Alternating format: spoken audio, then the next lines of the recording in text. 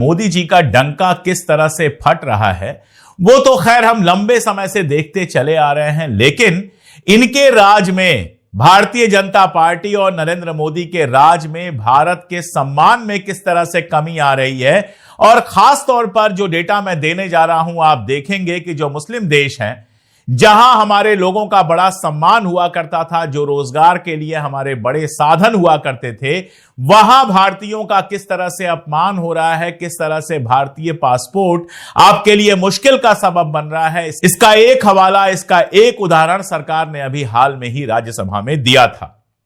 Deporting, आप जानते हैं डिपोर्टिंग तब होती है जब किसी देश के नागरिकों को दूसरे देश से भेज दिया जाता है जबरदस्ती कि तुम यहां रहने लायक नहीं हो, तुम यहां से जाओ। अभी तक जब भी डिपोर्ट का नाम आ रहा था तो हमारे दिमाग में एक ही नाम आता था, अमेरिका। हमें लगता था कि ट्रंप के आने के बाद से अमेरिका से भारतीयों के डिपोर्टेशन की संख्या बहुत ज्यादा बढ़ गई है।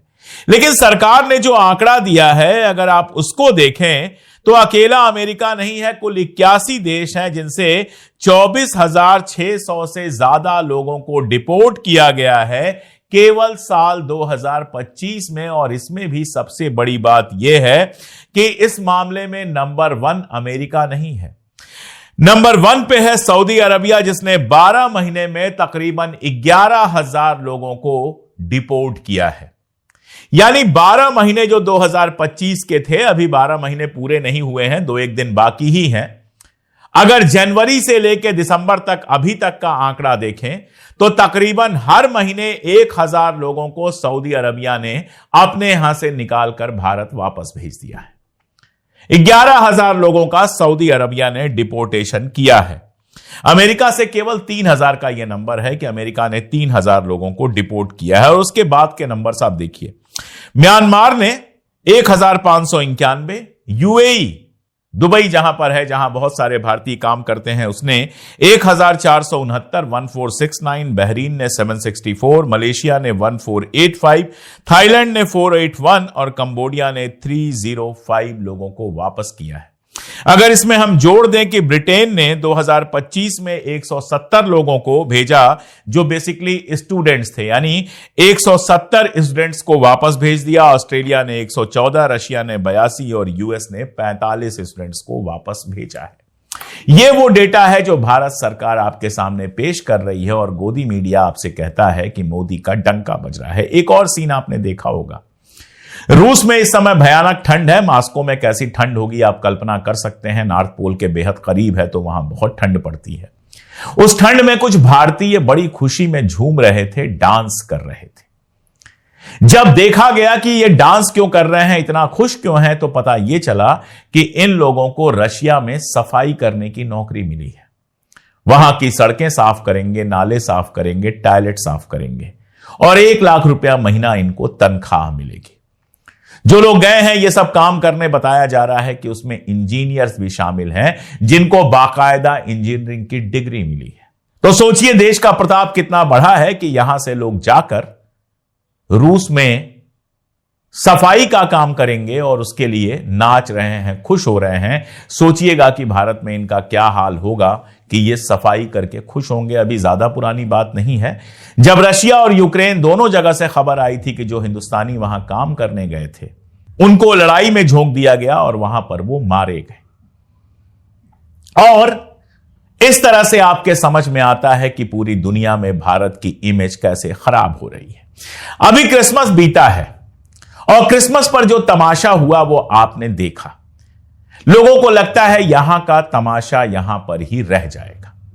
नहीं साहब, जैसे बाहर की खबरें आप तक आती हैं वैसे ही यहां की भी खबरें बाहर जाती हैं। आप बहुत उत्तेजित होकर कहते हैं कि बांग्लादेश में हिंदुओं को मार दिया गया। हमने भी वीडियो किया था, हमें भी बहुत दुख हुआ था, लेकिन पिछले 10-15 दिन देख लें तो 3 घटनाएं हमारे यहां हुई हैं। उड़ीसा में जुएल शेख को मार दिया गया, जो एक मजदूर था, पश्चिम बंगाल से काम करने के लिए गया था। उससे उसकी आईडी पूछी गई, आईडी उसने दिखाया, उसके बावजूद गुंडों ने उसको पीट पीट के मार डाला। केरला में एक दलित था जो छत्तीसगढ़ से मजदूरी करने गया था, उसको पीट पीट के मार डाला गया।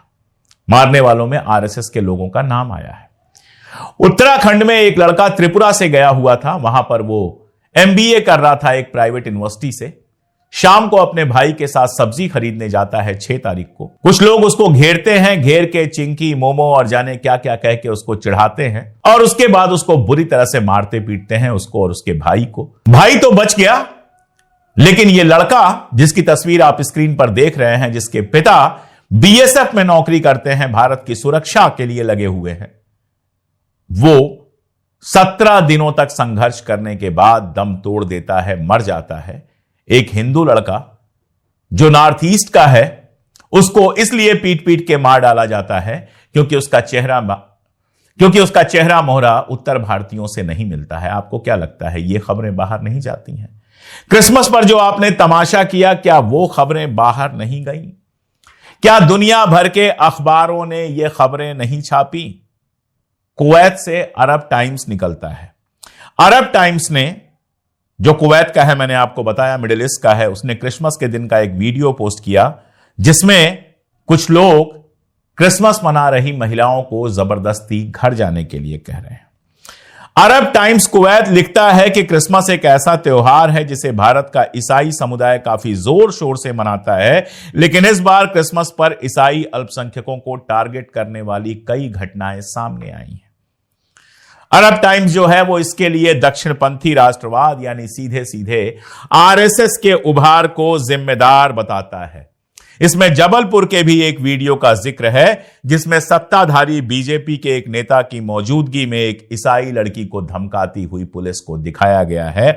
यह तो हो गया अरब टाइम्स की रिपोर्ट जो पूरे मिडिल ईस्ट में जाती है।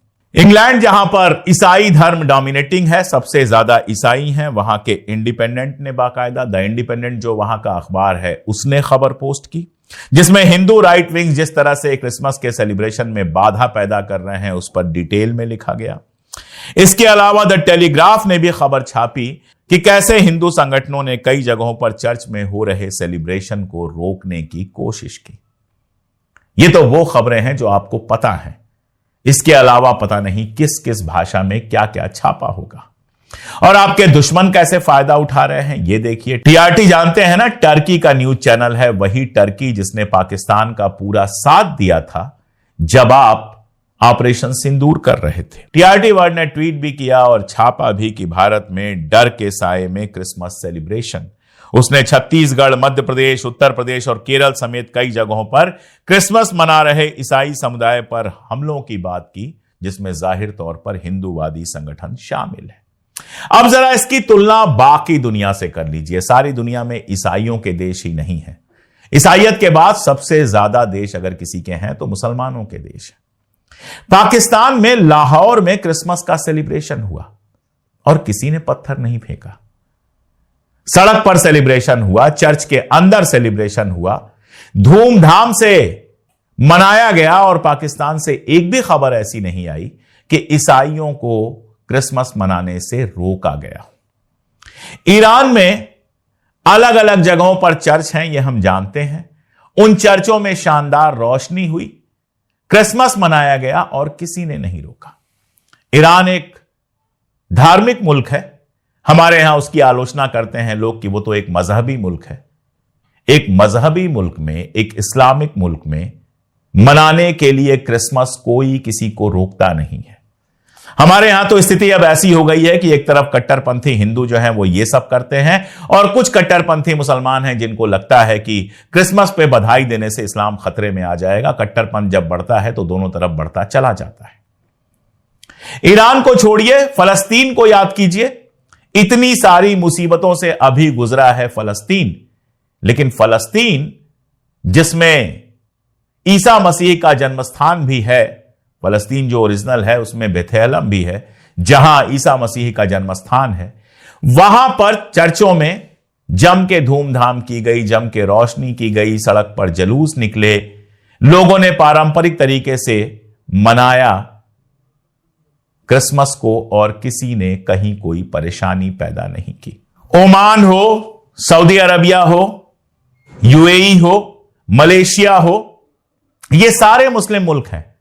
यहां पर किसी चर्च पर हमला नहीं हुआ, यहां पर किसी ईसाई पर हमला नहीं हुआ क्रिसमस मनाने के लिए, और आपके देश में हमला हुआ, आपके देश के अलावा कहीं और हमला हुआ तो सिर्फ और सिर्फ इजराइल में हाइफा में, जहां चर्च जो लोग मना रहे थे चर्च में क्रिसमस, उनको रोकने की और मारने पीटने की कोशिश की गई। तो दुनिया में केवल 2 मुल्क ऐसे रहे जहां पर ईसाइयों के ऊपर हमला हुआ, हिंदुस्तान और इजराइल। आप सोचिएगा कि आपकी इमेज कैसी बन रही है। आप सोचिएगा कि जब यूरोप में द इंडिपेंडेंट या टेलीग्राफ या दूसरी भाषाओं के अखबार जब पढ़े जाएंगे और उन अखबारों में यह खबर होगी कि यहां के हिंदुत्ववादी जो ताकतें हैं वो ईसाइयों के साथ भी बदतमीजी कर रही हैं, क्रिसमस मनाने वालों के साथ भी बदतमीजी कर रही हैं, तो वहां की आम जनता पर क्या असर पड़ेगा? आपके देश की क्या इमेज बनेगी? आपके देश का डंका क्या बजेगा? और ऐसे में जब आपके जो लोग वहां रहते हैं उनको वो देखेंगे तो उनके मन में क्या ख्याल आएगा? बहुत मुमकिन है कि वहां रहने वाले ज्यादातर लोग ऐसे हों जो क्रिसमस खुद मनाते हों, जो वहां शामिल होते हों क्रिसमस में। उनके दिमागों में अंधेरा ना हो, रोशनी हो, वो सांप्रदायिक ना हो, वो सभी धर्मों को इज्जत देते हों। लेकिन यहां जो करनी की जा रही है, मान लीजिए मैं चला जाऊं यूरोप में, मेरा नाम अशोक कुमार पांडे है, नाम से मैं हिंदू पता ही चल जाएगा, और मुझसे कोई वहां पर ईसाई मिले और पूछे कि तुम लोग तो क्रिसमस मनाने नहीं देते हो, तो मैं क्या जवाब दूंगा? मैं तो सर्वधर्म संभाव वाला व्यक्ति हूं, मैं तो सारे त्योहार मनाता हूं।